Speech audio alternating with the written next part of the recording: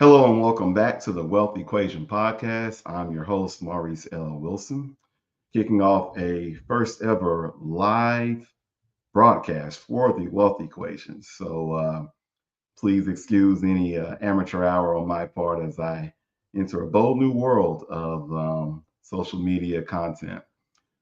Just want to thank you again for joining me, clients and friends and family alike. We're going to kind of get this started with some questions that I'm getting from clients, and then hopefully bring in some guests to talk about, the world of personal finance and investing. Um, as an advisor, I've been in the business for 20 years now, so you're always getting a lot of different questions, but you tend to get um, certain types of questions around big events that touch both Main Street and Wall Street. And so, as we all know, we're in a bold new world with a new administration.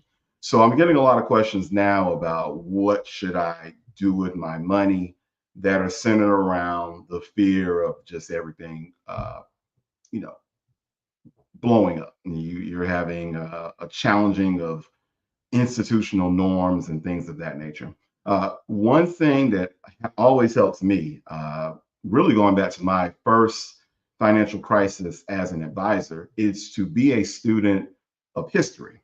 So if you go to my personal first financial crisis, which was the 2008 Great Recession, you want to look at past crises to give you some kind of a lighthouse going forward. So in that particular crisis, I turned towards the dot-com bubble of the early 2000s, and then of course the Great Depression. And what I was looking for there was a way to have a way to put a gauge on the magnitude of the potential decline. So the Great Depression, the market fell 80% roughly from peak to trough, and it crashed in 1929 and took all the way to the late, really the early 40s for the market to fully recover. The lesson there, of course, is if the market's going down, don't ride it all the way down. Um, and then I took a look at the dot-com bubble, and that one fell about 52% from peak to trough. And the lesson there is that markets don't always fall 80%, and you want to be in there to take advantage of the eventual bottom. The lesson from both of those crises is that the prices at the bottom of those declines were way in the distant past, and the prices that we were at were demonstrably higher. So the lesson is that the market is going to recover. So what we want to do first in this environment is understand that you're not going to lose all of your money, right? The second thing is you want to be nimble, right? And so there are ways that you can manage your money to do that. And really, you want to have your eye on basic things in the market that deal with numbers, right? So the market has a way of going below and above certain averages that can say, hey, even though you're scared, I'm above average. Hey, you're scared, I'm below average, take action. And so you want to use those things. So what you want to know is first, you're not going to lose all your money. Second, you can gauge the market based on where it is. So there's literally a C average line for the market. Now I'm oversimplifying this. Give me a call or give me an email, Maurice at wilsonwealth.com or 704-327-3189. And I can give you the actual names behind these numbers, but I'm doing a very simplistic explanation. So at any given time, the market is above or below this C level line. What that does is that brings objectivity. So right now, people are worried about their money in the banks because certain people are in the treasury payment systems. They're worried about tariffs knocking their investment portfolios down. There's a lot of hysteria. But if you go and look at the market, it's like, oh, the market's still above average, right?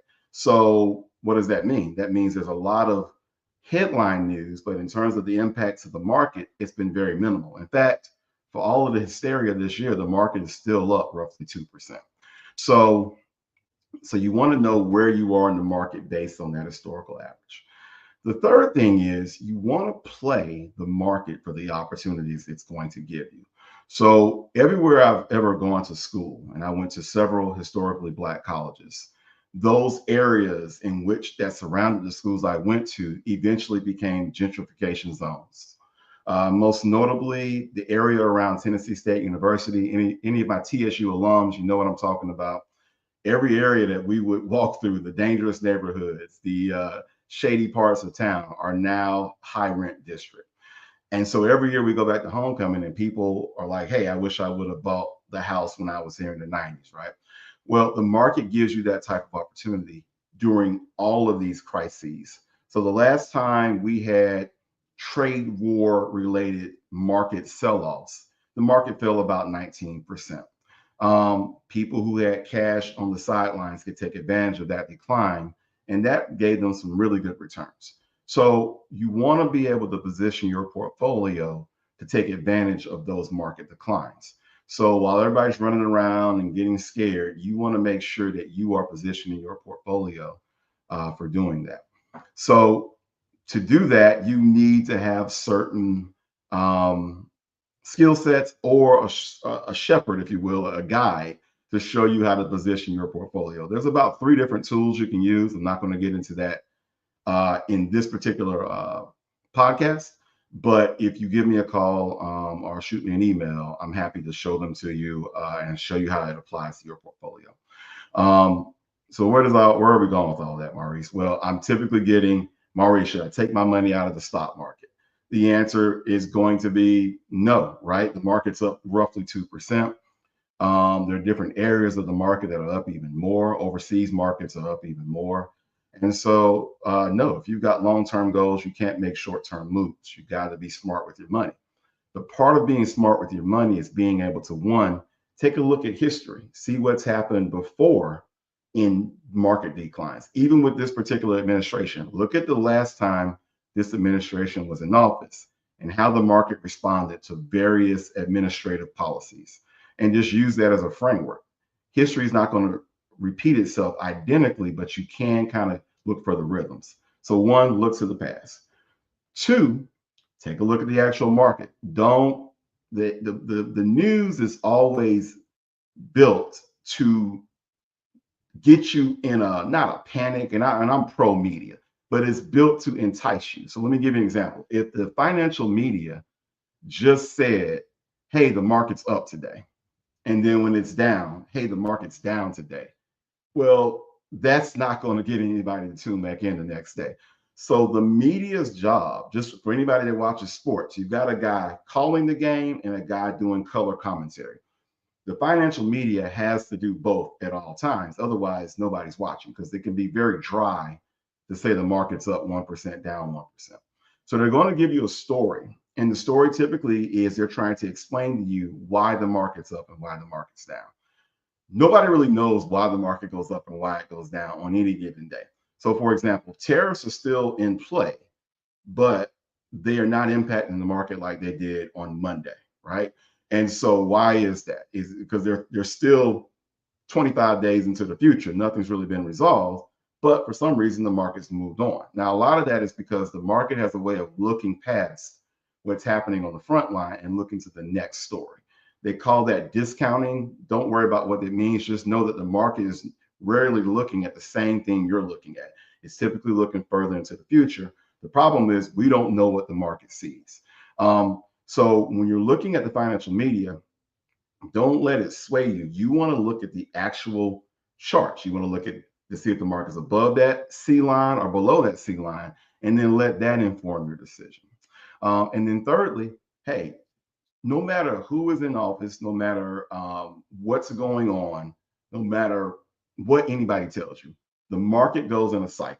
Okay, the market's going to go up, and eventually it's going to go down. And that there's a bull and bear market. There are recessions and expansions in the economic cycle. So knowing that, you want to be able to position your portfolio that, hey, when the market goes down, I want to take advantage of those low prices. So you shouldn't take your money out of the market.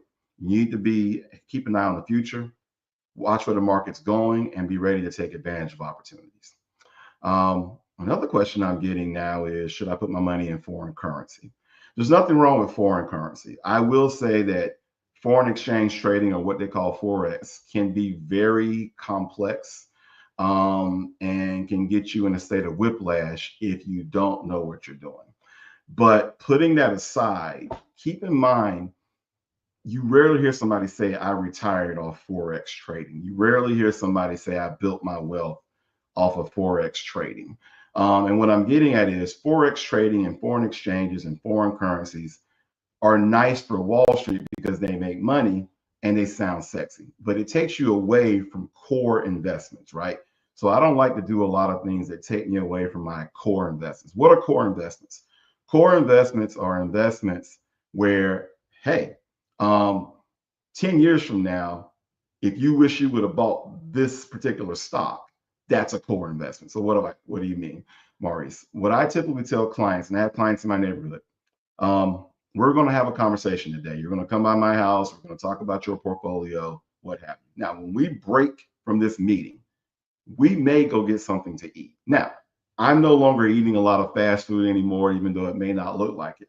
But if we decided to go get a quick burger, we might consider McDonald's, right? We may not eat there, but we might consider it. Now, here's the thing with McDonald's. We could have had that meeting in 2025, 1985, and 2055. And we all know McDonald's will still be in existence. That is a core investment, right? So no matter who's in office, no matter what's going on, I want some of my money in that core investment. Particularly in an environment where people are eating out more and more, regardless of the price of eggs and things of that nature, right? We know that these kids aren't cooking, right? We know that people typically don't have time to cook. And so McDonald's is a great place to go in.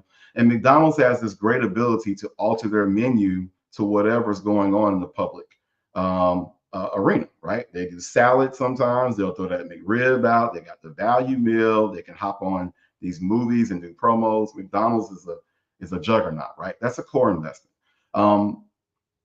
Amazon, right? Walmart, things that deliver discounted goods to people, no matter what you want to call it. That discount provider is always going to be in play. That's a core investment. Now, look, don't go out and buy these stocks without talking to your advisor, but these are core investments. So when people come to me and say, hey, should I put my money in foreign exchange because I'm worried about the current administration? The answer is, yeah, you can take a look at Forex. You can take a look at foreign exchange, and there are ways to do it. But make sure you keep your money in your core investments, because 10, 20, 30 years from now, that is going to be what you're going to be glad that you did. I have some clients through different circumstances were able to buy Apple stock, Nvidia stock, when it was in the low single digits and low double digits, right? And they've just held on. No matter what the cycle was, no matter what the news was, they've held on and they've done quite well. So core investments work. Another question I got, and this is really for most Americans, the 401k is the primary savings vehicle. So one question I got when I was working with one of my advisors and his clients yesterday was, okay, with everything that's going on, one of my friends asked, should I stop doing my 401k? Now, here's the answer is going to be no, right? I have no problem telling you to not discontinue putting money in your 401k. And it's for one primary reason. See, the thing with the 401k that gives you an advantage over every other investment account you own is that for most people, the 401k gives you the biggest contribution amount. So the way humans work, if you give us kind of a range, we'll typically go right up to that range. What do I mean? Most folks, if you have a good job, your employer is going to match 6%, 10% of what you put in, or match up to 6 or 10%, right? So it's kind of like they dare you to put that money in. So for most people, if they're trying to really save for retirement, they are going to get up to that range. Okay. So for most people, that's the most money they're putting away for retirement. What happens every 2 weeks you get paid, you're putting new money to work in the market. Well, in that scenario, you actually want to be investing in poor performing markets, because that means you're getting the better prices, right? When you're buying near the top of the market all the time, you're just setting yourself up for this big decline. But if you're putting money in, sowing those seeds in turbulent times, well, guess what? When the times turn back to positive, those seeds are going to give you a bigger bang for your buck. So when you are doing the 401k, you want to think, oh, the market's down, I'm getting a 2-for-1, a 3-for-1. Anybody that was buying after the dot-com bubble burst, we're getting 2-for-1. People buying during the pandemic, getting 2-for-1. if you could have bought during the Great Depression, you were getting 3 for 1. So that's what you want. When you're buying when the market is doing good, anybody that was buying towards the end of 2024, they were getting the high prices. You want the low prices. So, at the risk of being out of compliance, you definitely want to keep that money flowing into the 401k. You don't want to discontinue that. So definitely keep the 401ks flowing. It's your best bet in the war to build your wealth. Speaking of that, 401ks, if you like them, my advice, I shouldn't say that. My observation is that the government, and this isn't to be alarmist, anybody email me, I can bring you very mainstream public outlets. They're definitely floating the idea of taking the 401k away. The reason they're looking to do that is they're worried about the hit on taxes. They're thinking, hey, this was a good deal when we introduced the 401k in the late 70s, early 80s. Because back then the government didn't have this deficit. The way the world was structured, the way the economy was structured, it wasn't a big deal. And there wasn't this huge adoption of 401ks across so many different providers. Now that it is this juggernaut, well, the IRS and Treasury, they're saying, hey, can we afford to give people tax-free contributions up to 60 something thousand, which is what it is for business owners, and about 30,000 to 30,500 for just regular employees. And the answer, at least from what I'm reading, is that answer is no, right? So now you can still put money away for retirement, but they're going to reduce or probably take away that tax incentive. Well, again, knowing how humans work, if you remove that nugget, people are going to make trade-offs, right? So keep putting money in that 401k while you can, because more than likely they're going to start pulling that away in the future. And only the best of us, and I mean that in terms of habits, if you're a driven person, are going to keep putting money in. A lot of us are going to find that we're not going to put money in.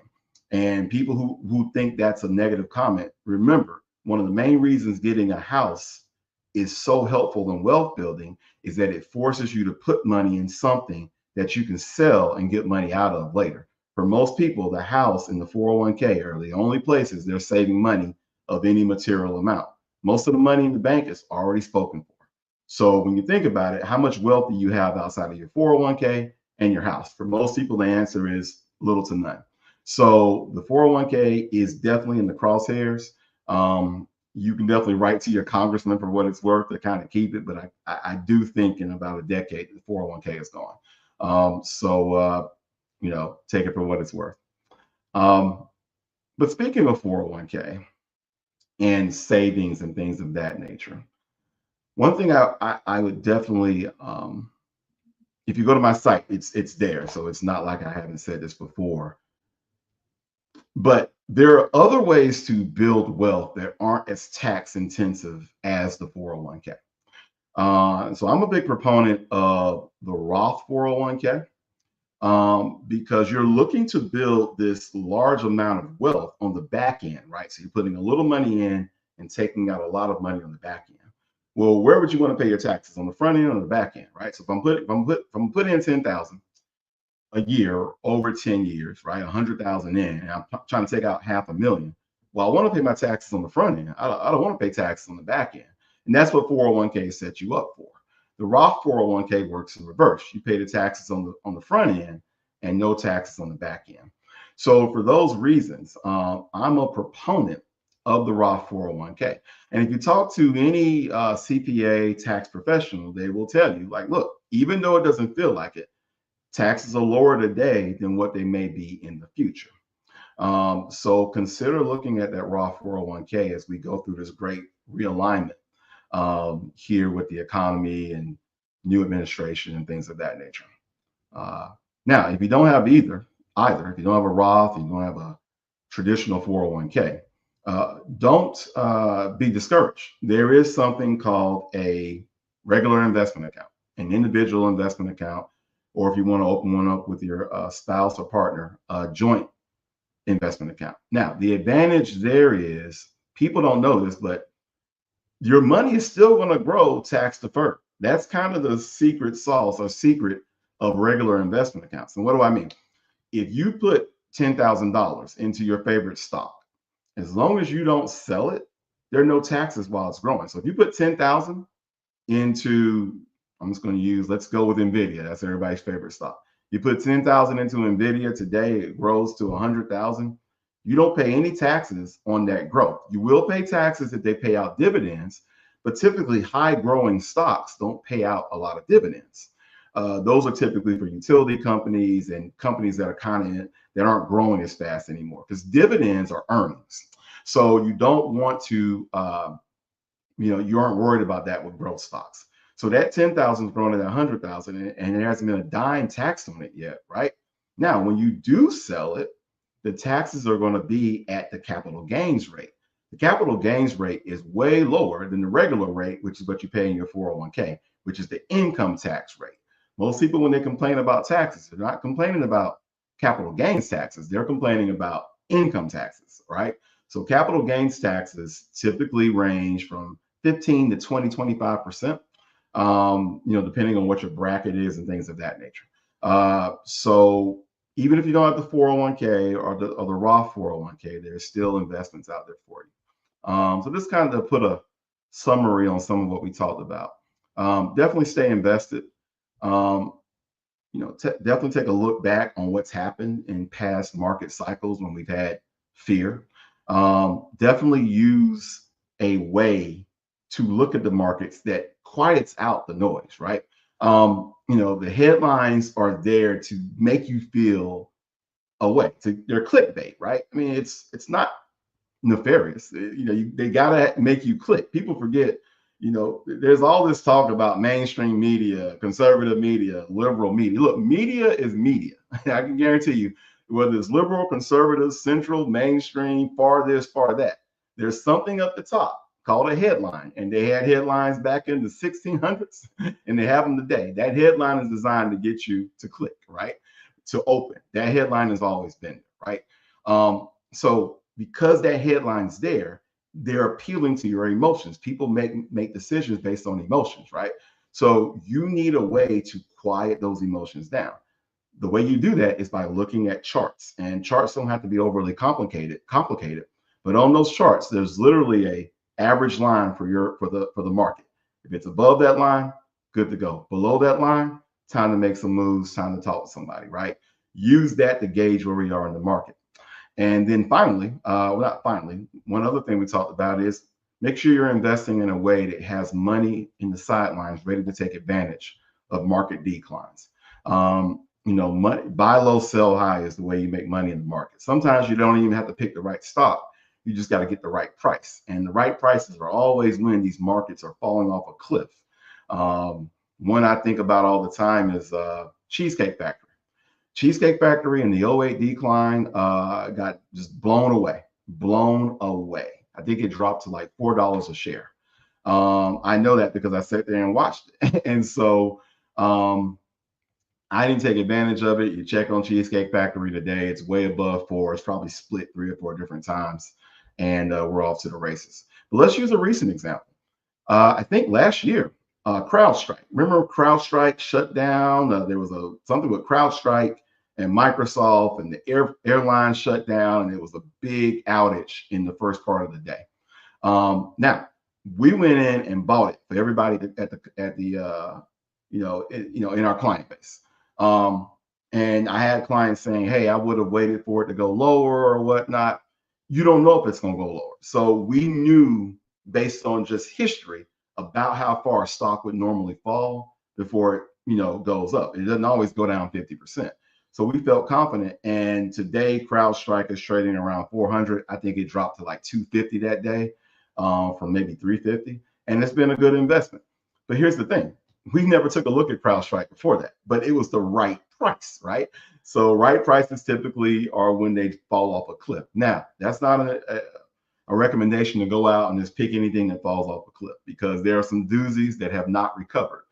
But if you find something that's just artificially depressed, like right now it happened to NVIDIA with this China AI model just got knocked off his perch, and everybody was piling on. And hey, is this it for Nvidia? And ever since that day, Nvidia's higher, right? Nvidia dropped down to 113. I think it's trading at 126 now, right, and headed on back up. So you get these moments where you can get invested. Now, there's so many ways to position your portfolio to take advantage of that.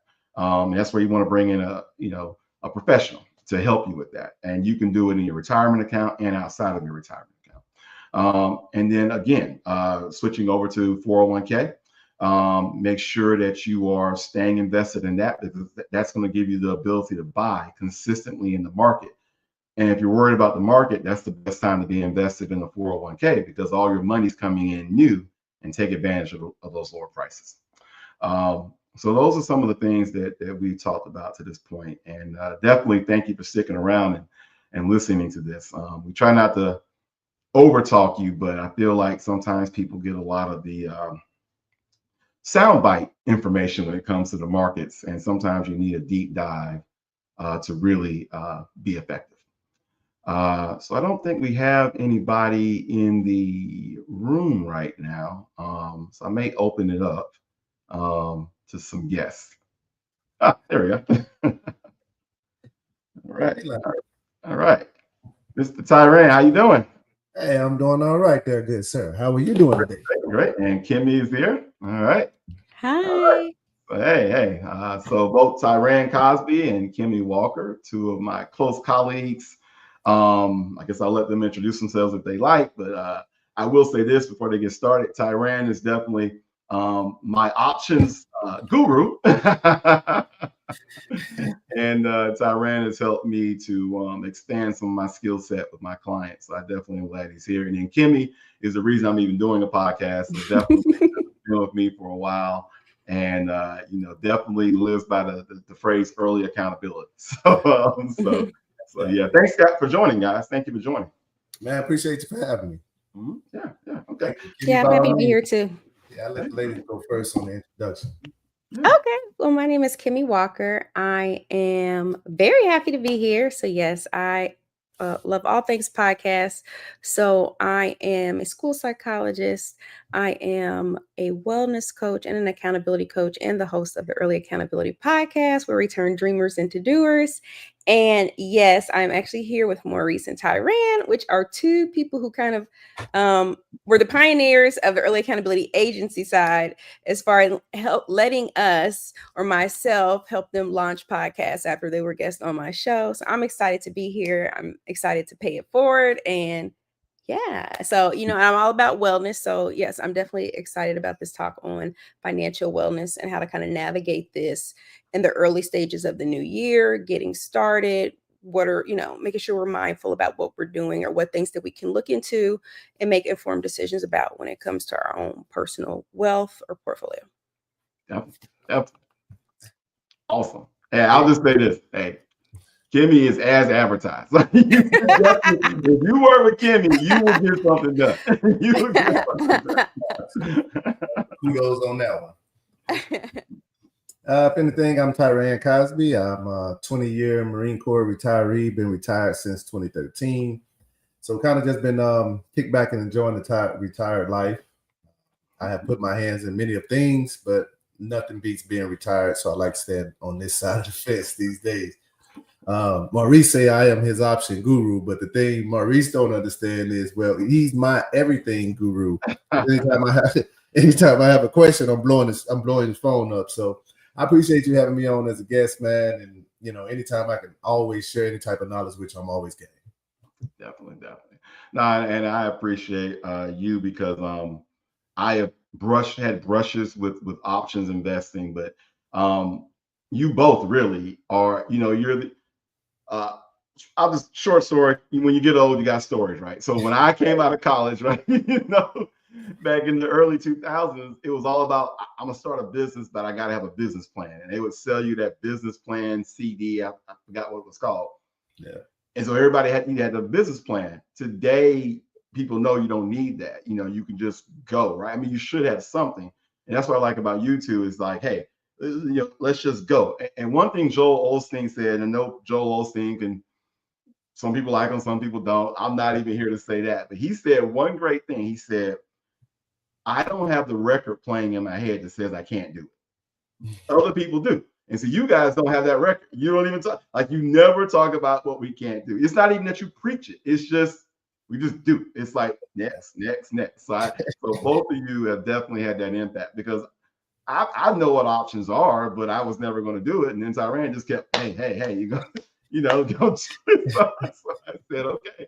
So I appreciate that. And of course, live streaming is definitely not something I would have done until Kimmy said, hey, we're doing it. Yeah. Don't feel bad, bro, because she's strong on me too. So, hey, understood. Iron sharpens iron, Definitely. Some execution accountability never hurt nobody. hey. But I guess so I don't know. Is this our Q&A where we get to beat you up with questions, Maurice? Yeah, go for it. Okay, because I want to ask from more of a younger point of view right now, because obviously retirement talk is something that I notice a lot of people never really talk about most of the time because they probably haven't been there.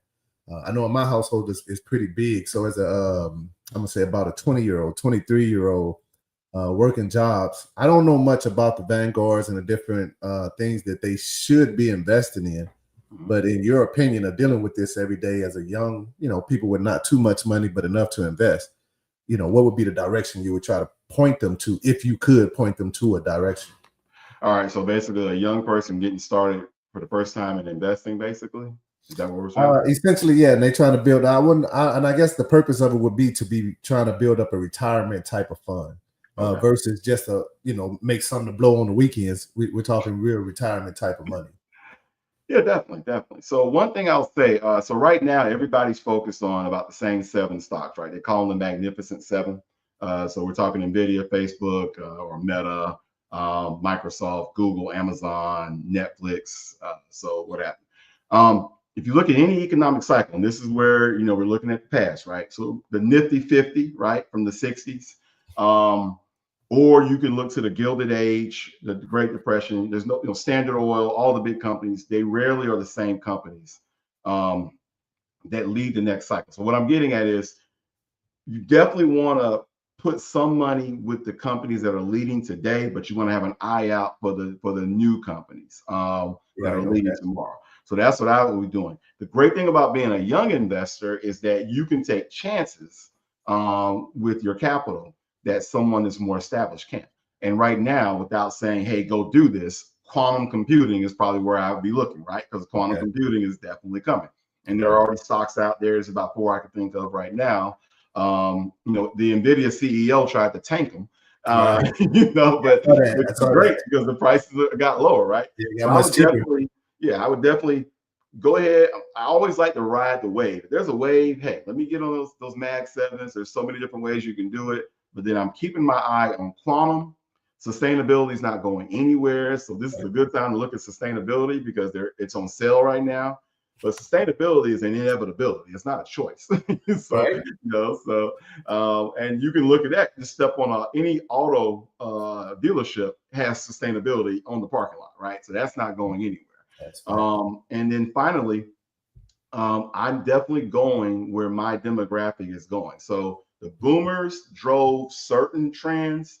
The millennials, Gen Alpha, Zalpha, as they call it, Z Alpha, they drive other trends. Where are they eating? What are they eating? What's the next McDonald's? So Chipotle, Cava, be the next McDonald's, So, for our generation, it was McDonald's and Starbucks, right? So now, I'm definitely looking at that because that's low-hanging fruit. Like I'm in that group. So I would start there and then wrap it in a nice tax-free account and you off to the races. So now, even in that case, when you say tax-free account, I guess what would that exactly be? Oh, definitely. So of course we're doing Roth IRA, and the reason I like Roth IRA for my young clients is typically when you get married, you make too much money for a Roth IRA. So I would definitely go with that. And then the contribution limit for that is roughly $7,000. So if I'm putting away more than $7,000, then I'm going to go for that standard investment account where there's no limit, and at least that way the money's going to grow tax efficiently. where you're getting the capital gains taxes versus the income tax. So yeah. Mm. And the thing is, the truly wealthy, they always have to invest in standard investment accounts because they just, one, they got too much money to save. So so if you want to invest like the rich, you're in that's the company you're in. Once you get outside of that Roth IRA. So Okay. What are the limits? So you said when people are generally like married, what's the income limit when you can't contribute to a Roth IRA? Good question. They keep changing it, but it's safe to say it's around 240 for a married couple, 210 to 240, somewhere in there. And what happens is they start to phase you out, and then once you reach a limit, you can't do it. So I think they start phasing you out at 200, 210, and then once you get to 240, 245, as a married couple, you're out. If you're single, it's like 150 to 200 or so is when they start to phase you out. One key thing to note that if you are, it's based on your adjusted gross income. So if you're doing a 401k, you can deduct the 401k from that income limit. So that's how some people get under it. And also that doesn't apply to the Roth 401k where there are no income limits on the Roth 401k. So what are the so if you're like an entrepreneur or like self-employed, is it and you plan or expect to have a AGI or adjusted gross income over what you said, like what around 150 you said if you're single, or two, what was it again for couples? So about 150 to 200 for single and about 200 to 240 for married. So is it are there certain benefits over doing, let's say if you're self-employed, are there certain benefits over doing the Roth IRA versus the Roth 401k? Yeah, so if you're self-employed and you're bumping into these income limits, just set up. If you're self-employed, you don't have employees, go with the solo Roth 401k, because then you've got the same limit as the regular folks, which is going to be roughly 23,000, if I'm not mistaken, 20 or 20. I should know this because I have a solo Roth 401k, so I'm maxing it out. But so you can max out that. Now, what a lot of business owners tell me when I tell them the Roth 401k for themselves is, hey, Maurice, what about my tax deductions? Well, every 401k has a profit sharing component. That profit sharing component can be used to reduce your taxes. So you get the best of both worlds if you want it as a solo. So the name of the game as a business owner, if you can do it, is that you get to control the income, right? So you can formulate this thing however you want it. Most business owners try to stay under certain limits. But the solo Roth 401k is a great account. And here's the thing, you can do both. You can have a traditional and a regular Roth 401k. Can you maximize both or depending on your income? You got there's an aggregate. So what they say is, let's say the limit's 20,000, so I can stop. I'm just gonna put it in. You can put 10,000 in the solo Roth and 10,000 in the solo traditional, as long as it's an aggregate of 20,000. But if you just have a Roth IRA, you're limited at the 7,000. So with the Roth IRA, it can work in tandem. So you can literally do the Roth IRA and the Roth 401k. So and those two contribution amounts are separate. So you can have, so technically you can 7 plus 20, 27,000 if you can swing. Yep. As long as you don't trip the income limit on the Roth IRA, you're good to go.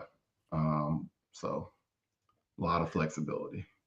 So what okay, so if you plan to be, let's say 300k plus, single or married, are there no Roth options for you? What's the next option, especially if you're 300 and self-employed, or are they working corporate?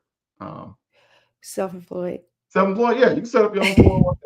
The great thing about a married couple is they'll let you set up 2 401ks. So now this is all no employee. Once you get employees, you can still do all this, but the game changes completely. So for most people, if you got employees, definitely drop me a line because it's a sliding scale. But no employees, which means you got contractors, not a problem. You can set up your own 401k, and they consider your spouse 2 separate accounts. So you set up a solo K, and your spouse will have a solo K, And then in that solo, they call it solo K to be short. You can have a Roth component and a traditional component, and each of you can put money in those. The income limits do not have any bearing on that. So you can really, and I have clients doing this. You can really, I mean, you can tuck away probably about 100,000 almost doing that, because then you got the profit sharing on top of that. So you can really stick away some money. And so here's the thing. What? A year? In like a year? Yeah. Oh, yeah. Okay. The thing is, the tax code, of course, is written by business owners and wealthy people. Like we're all business owners. So if we had to go do the W-2 limits, we easily, and we could only do that, we would be missing almost 50,000 a year in additional savings, right? There's so much more you can do as a business owner, like literally about 200,000 to 300,000 in deferred income a year when set up properly as a business owner. Like, it's pretty wild. There are trade-offs IRS makes you do.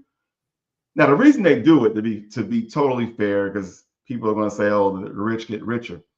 Most business owners, they're broke when they start, they're broke when they're going, and towards the end, they have money. These accounts were set up for them to catch up. It's literally so they can catch up and cash out. That's why they do it. So because in the beginning, you're not paying yourself, and if you are, you aren't saving. So that's what it's meant to do. Something for the little man, then finally, I guess. There you go. There you go. I take it. I take it too. There you go.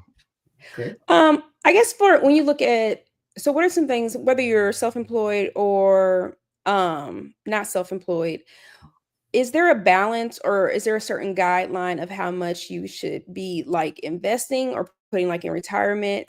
What percent would be savings? Are there some general guidelines? I think I know maybe like for your like liquid or quick cash, I think it's like 6 months to a year, possibly. Yeah. I mean, in the beginning, you got to kind of make some choices based on where you are, with your business, right? So if you're the type, like, I'm going to work till 70, right? If you're the type that's going to work till 70, well, then, yeah, you can afford to kind of, put the 6 months aside, right? But if you are trying to retire early, then you need to have that money working for you. So I read a book a long time ago. I still like it. Get Rich, Start Late, Finish Rich, back in the day. But he had some numbers. So it was like 5, 10, 15, 20, and 25. And he had different like words. If you do this, 25 was the magic number. If you're doing 25% savings, no matter what your income is, you are most likely going to be okay. So then everything is a derivative of that, right? So because let's say you make 100,000 a year as a business owner, every 4 years you're replacing your income minus inflation, right? You do 20 years, that's 5 years of 5 years of income saved, right? Plus all the growth. So for me, a good rule of thumb is if you can do 25%, go for it, and then from there, in different levels.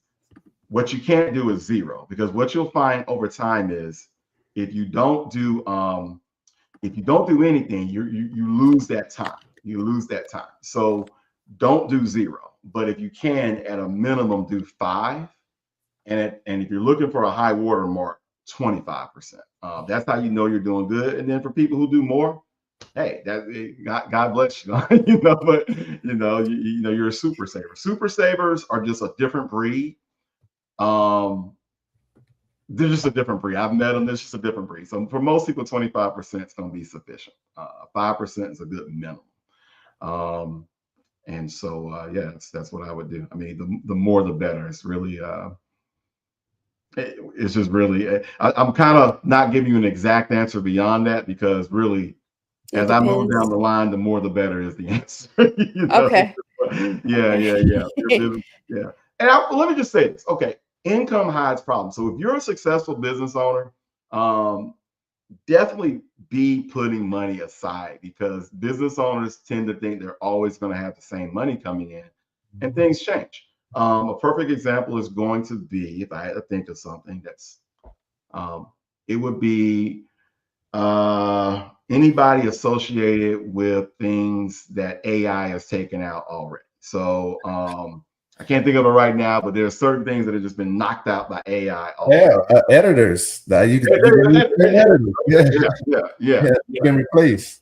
Yeah, already editors, certain lawyers. Because I mean, lawyers haven't been replaced, but they're going upstream, right? And the good thing for them is there are fewer lawyers, so they can still command. But a lot of the low-hanging fruit for lawyers has been wiped out. Just wiped out. So you definitely have to keep an eye on, hey, I might be replaced pretty soon. And the name of the game is not to work your business forever. The name of the game is to become financially independent. I mean, that's the name of the game. You know, so a lot of this isn't even about retirement. It's about finishing the game, right? Running through the line, getting that money in the bank, and have a number. I mean, I've mentioned my number before. Have a number that you're aiming towards. That'll keep you honest with your money. So, yeah. You know, that's I got a 2-part. I want to make a statement there because you just hit it, and I try to tell people that too. I used to be the same. I would fall in love with everything I build, like a business wise. But as you state, you got to have an end game to this. What's the end game? Yep. So having a business is cool, but like, what's the end game to this business? Because if you don't have one, you're just gonna get up every day and go to work. Yep. So yeah, your goal should be to get this business up very profitable, so that I can eventually sell it. There you go. There you go. The goal, I take it. Yeah.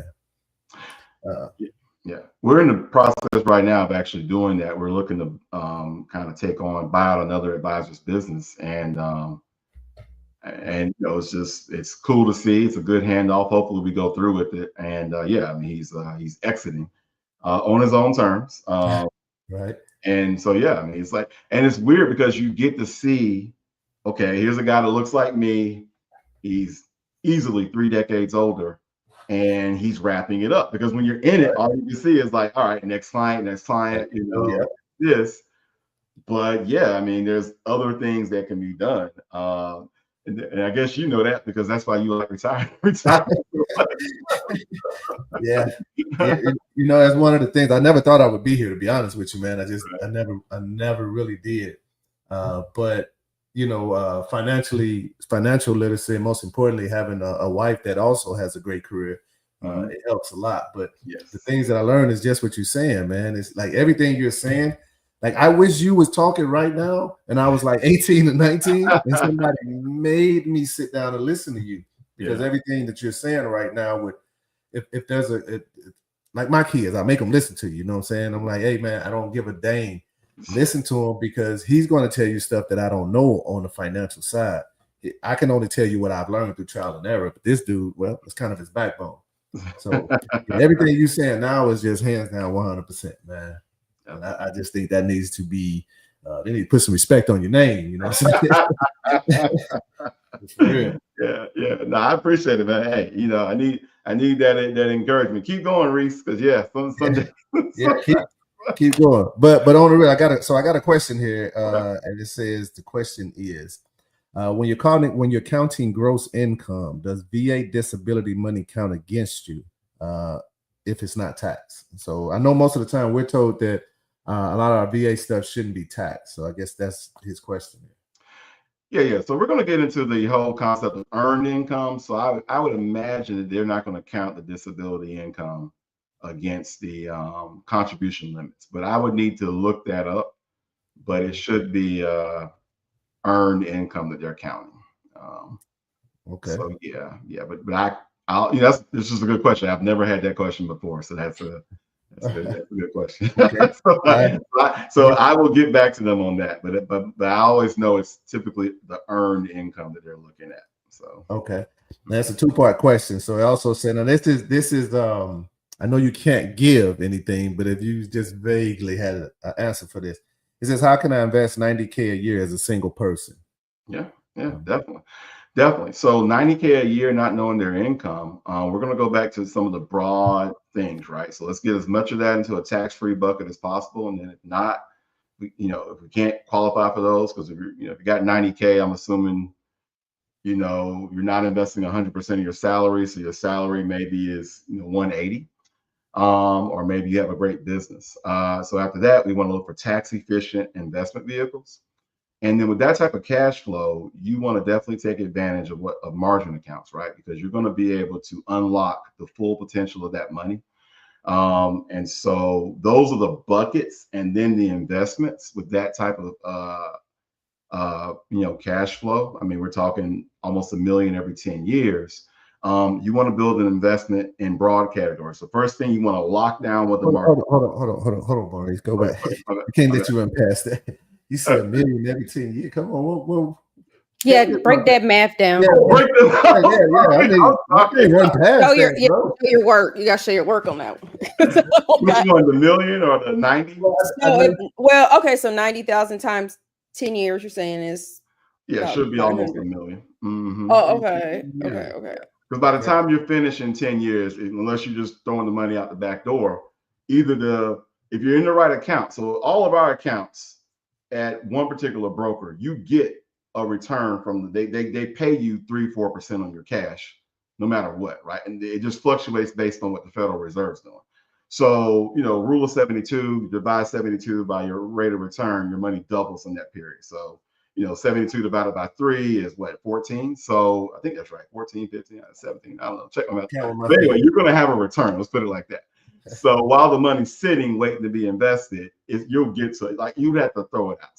So in my mind, you're building your first $1 million in capital, right? Because it's so big, so as you know, engineer, it's hard for me not to talk a certain way. But I'm going to use a word, and because this word is very particular. You're going to get into asymmetrical investments. What I mean is the quantum stocks, the very speculative stuff, you're going to do because a little bit's going to go a long way. So in my mind, I'm building this $1 million portfolio, and in it, 5% is going to go into a speculative bucket. Now, 5% doesn't sound like a lot, but we're talking $50,000. So let's put it in perspective. 5,000 of my 50,000, 1%, into Bitcoin 10 years ago is worth what today? See what I'm saying? So Bitcoin can crash. And all I'm saying is, well, I only put 5,000 of 1 million into Bitcoin.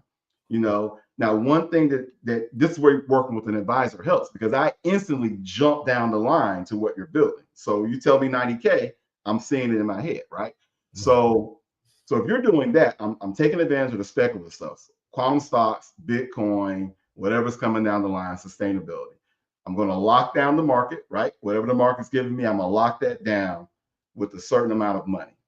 And then the rest I'm going to have for those market downturns, right? Mm-hmm. And then because you're using margin and whatnot, you'll be able to take advantage of other opportunities, because there's always other opportunities that pop up outside of the market that you can take advantage of, because all economic downturns are accompanied by distressed assets, right? So if you're in a margin account, you can borrow against your investments. The one thing that doesn't lock up when the market takes a downturn is being able to borrow against your investments. Banks lock up, angel investors lock up, but your brokerage firm wants to make money. So they'll lend you money from your investments to go out and make other investments. So having it in that margin account for distressed assets. So that's what I would do. And I did that without giving you any one particular stock, because the stock doesn't matter. It's the categories that's going to matter. So, now I do try to tell a lot of people that so your investment account, all of a sudden, that's an asset, and you can utilize that sometime in negotiation. Yeah. I don't know, maybe homes, or like you say, certain things. So, but you just said something, and it caught my ear, man. That's why I have to go back. So in that asset, if you went somewhere, I take it to a bank and wanted a loan, you can go in there, because they're going to ask you if you have any type of capital, or so I take it. I can say I have an investment account that I have, and they will consider that. You're not going to go to the bank. You're going to go to your brokerage. Your brokerage. So the actual brokerage. Yeah, brokerage will give you the money. No kidding. And they're not going to ask for a monthly payment either. No kidding. Well, mostly because I take it because they can get it from your account, or so I take it. Borrowing from your broker is like borrowing from your house without the bank asking for the monthly payment, because they got your house. So the broker always says, well, I already got your money, so I don't have to look for you. Don't worry about the month. Now, they're still charging you interest, but it's typically low interest. Go do what you want. If your investments ever start falling off a cliff, they'll just make you sell. They aren't worried about you. They want you to just borrow money and invest. For them, they get interest. So it's another way for them to make money. because they got capital. All insurance, banks, brokerages are asset management companies. So they're always trying to get a return on their asset. Well, guess what? If I got your money, I have the collateral, right? So it's all good. And it's a floating rate, so even better, right? So yeah. Okay. I dig it. Let's see. That was a good question. I saw something about sell it or pass it to heirs or something like that. I don't know if that's that was Stephen Wicks. He is from the Black Business List. So he has a company that encourages Black businesses to get registered, to kind of promote and create like a network. They do kind of like meetups, virtual meetups, and it's basically an index where you can meet other Black business owners and just kind of know who has things that are out there, basically kind of like Buy Black. So I believe Steven's awesome. He has definitely helped me with my he is a virtual guru. He's helped me with my eCam game or my streaming game. He was just saying, I think that was in reference to when we were kind of talking about, I think maybe you or Tyran said about, well, you're in the business because you want to be able to sell it. Like, I know that's what I think about too, as I build up like my agency and things. I kind of watch, I think he was saying basically you can sell it or pass it on to your heir. So I kind of think about, well, I don't want to do this. I'm not going to do it forever. Like the goal is to sell it, which is why I'm kind of like very mindful about how much things are just solely contingent on me in the marketing or myself, or can it stand? I've heard you don't, if your business can't run without you, you haven't built a strong foundation on your business, right? To a certain extent. And I think I heard the other day, I forget who said this, but they said, yeah, you can build 200K on your own, right? But if you want to scale, more than likely you're going to have to, if you want to get to 1 million, you're going to have a team. Yeah, I agree. Yeah. I definitely feel that. Yeah, I mean, all of the smart advice you hear on the way up actually applies as you are on the way up. It's just amazing. It's amazing how much things like the E-Myth, what's another one? Well, E-Myth, Atomic Habits, those are two I look at, really do apply. And so at our team meeting this year, that's all we talked about, systems, and you're going to rise or fail to the level that your systems are functioning and working. And so, yeah, I totally agree with that. And sell it or pass it to heirs, definitely. I think passing it on to heirs, everybody wants to do it, but it's difficult. But I mean, I would love for my one of my daughters to at least be in possession, but may not be other family members working. But if I had to sell it, I mean, that would be okay. But it's a good, it's a good problem to have. If somebody wants it, it's a good problem to have. So yeah, I did have a question too. Y'all brought up AI. Well, I'm asking basically you and Tyran. So what are you all seeing more now? I know you all are both big into investing, of course, or stock market or options or Forex or what have you. What have you seen in your sector as far as like AI? And are there certain ways that you've just seen or saw that where people could kind of use AI when it comes to their personal finances or investing? Yeah. Did you want to do that, Tyran? Or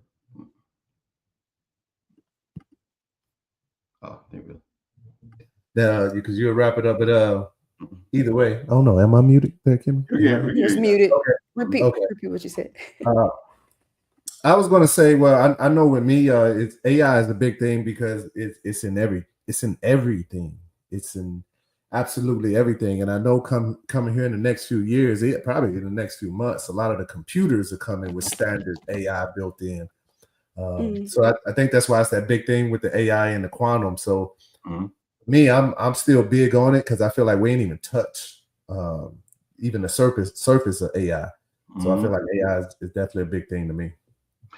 Yeah, definitely. AI to me, I did a video about this, a short video, but I liken AI to the Wi-Fi rollout, right? Where If you didn't have Wi-Fi as a hotel, you didn't get guests that night, So first we had to lay out Wi-Fi for everybody, right?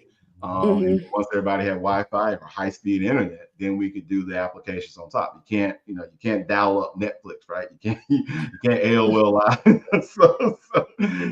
So once that, we created the super highway, then the information came, and then everything else. So yeah, like Tyrann said, AI is just going to be scratch the surface. That's why I think it's just, you already had a shift to where it's not just Microsoft, Google, Amazon from like the last, right going up to the pandemic. Now it's NVIDIA, Broadcom, Intel's trying to punch in there and whatnot. And you're right. I mean, it's definitely the way to go. Now, after that, I mean, I know the word quantum computing, but I don't know anything what it means. But I've seen it enough to be into it. So yeah, I think now it's just, you're probably gonna get your head knocked off for doing it, but I think it's worth it. Yeah. Mm-hmm. Yeah. I think if it's for the longevity, I feel like a lot of it is definitely if it's towards retirement or definitely for your kids, it's something hands down to get into, because that time that it's going to take for it to really funk off, right, they'll definitely get the benefit from it. Now, as old heads, we may be a little bit more gray before we can enjoy that type of benefit. So I highly suggest it for my kids and nephews, quantum, AI, especially AI, because so many cars that are about to come out, it's AI everything in the cars. Yeah. And most of the cars are still not even built yet, No. So. And they're gonna have to come down in price. So that they usually don't come down on their own. Yeah, you're gonna have to come down on that price. Come down in price. I'm looking at steady the places that they're building to continue making these cars. So that's why I keep saying, like, well, it's not a shortage of money. That's for sure, because they wouldn't be building these big factories to produce more vehicles. So the question is whether they go on more fully electric or kind of sticking with the hybrid thing. Right. Yeah, you hands down gonna get this. You're gonna get this AI work. You're gonna get this AI work. That's why I held on to my little car. I'm like, you know what? I mean, in fact, I looked to buy another used car just to get less of the tech, just to keep it. But it's even in some of that stuff now. I was looking at a 2024 model, and it's still got a little. Oh yeah, it's in all of those. What's crazy is I'll rent a lot of cars sometimes. I just hate car payments. So if I'm going somewhere, I get a car, right? So I wind up, me of all people, rented a Toyota Corolla. It was a 2024 Toyota Corolla. I never thought I'd fall in love with that type of car, man. That car was like $18 to fill up and stuff. So I was like, oh man, I am tripping. Yeah. But it did have a lot of the new tech features in there. And I was really tripping because I was like, man, I had this car, a Toyota Corolla, in Japan when I was stationed over there. I didn't have none of these features. So just to see that in the Corolla is crazy. So I can only imagine what the bigger the Teslas and all these other cars are going to have here in these next few years to come. Self-driving is already out. So I don't even know if you can top that. Nah, it's definitely going that way. Yeah. Horse and buggy. And buggy. All right. Cool. That's your show, Maurice. Yeah, thank you. I need to wrap, right? So I want to thank Kimmy and Tyrann. That's Kimmy Walker with Early Accountability. Definitely check her out. All things early accountability, you can definitely find Kimmy Walker. And then Tyrann Cosby, Beard Talk with the Vet, is one of the ways you can get in contact with them. And if you are interested in learning more about options, definitely recommend Tyrann, because he's going to cut through some of this high price noise out there and just get you going. But I think Tyrann can agree with this. He's going to make you do the work. If you don't do the work, it's not happening. So he's going to get you to right there, but you're going to need to do the work. But then he's going to come over the top and work with you through your trades and whatnot. So I want to thank Tyrann and Kimmy for coming out. Thank my audience for taking this journey with me on my first live. Some of you have been with me for 20 years, so thank you for watching this. And we're definitely going to continue to do bigger and better things with the Wealth Equation podcast. You can find me at wilsonwealth.com, Maurice at wilsonwealth.com, 704-327-3189. Thank you very much, and I will see you next time on The Wealth Equation.